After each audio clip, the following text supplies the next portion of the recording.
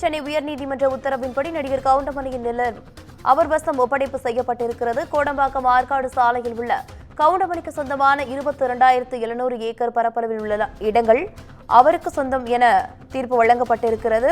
அண்மை செய்தியாக பார்த்துக் கொண்டிருக்கிறோம். சென்னை உயர்நீதிமன்ற உத்தரவின்படி நடிகர் கவுண்டமணியின் நிலம் அவரிடம் ஒப்படைக்கப்பட்டிருக்கிறது. கூடுதல் விவரங்களோடு இணைகிறார் தலைமை செய்தியாளர் சிவா. வணக்கம் சிவா, விவரங்கள் என்ன?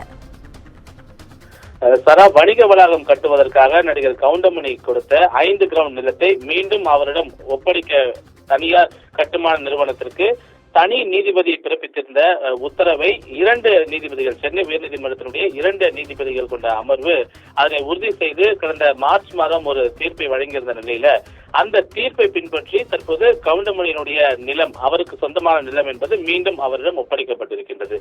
நடிகர் கவுண்டமணி பொறுத்தவரை 1996ஆம் ஆண்டு நளினிபாய் என்பவருக்கு சொந்தமான சென்னை கோடம்பாக்கம் ஆற்காடு சாலையில் இருக்கக்கூடிய நிலத்தை வாங்கி அதை ஸ்ரீ அபிராமி பவுண்டேஷன் என்ற கட்டுமான நிறுவனத்திடம் கொடுத்து 22,700 சதுர அடி பரப்பிலான வணிக வளாகத்தை 15 மாதங்களில் கட்டி முடித்து ஒப்படைக்க வேண்டும் என ஒப்பந்தம் செய்திருக்கிறார். இந்த கட்டுமான பணிகளுக்காகவும் ஒப்பந்ததாரர் கட்டணமாக 3,58,00,000 ரூபாய்க்கு ஒப்பந்தம் போடப்பட்டு 1996ஆம் ஆண்டு முதல் 99ஆம் ஆண்டு வரை 1,04,00,000 ரூபாய் செலுத்திய நிலையில 2003ஆம் ஆண்டு வரை கட்டுமான பணிகள் தொடங்கவில்லை என கூறி கவுண்டமணி சென்னை உயர்நீதிமன்றத்தில் அந்த வழக்கை அப்போது தொடர்ந்திருந்தார். அந்த வழக்கை விசாரித்த நீதிபதி கிருஷ்ணன் ராமசாமி வழக்கறிஞர் ஆணையரை ஒரு நடுவராக இருந்து தொடர்பான ஒரு முடிவெடுக்க வேண்டும் என்று நியமித்திருந்தார்.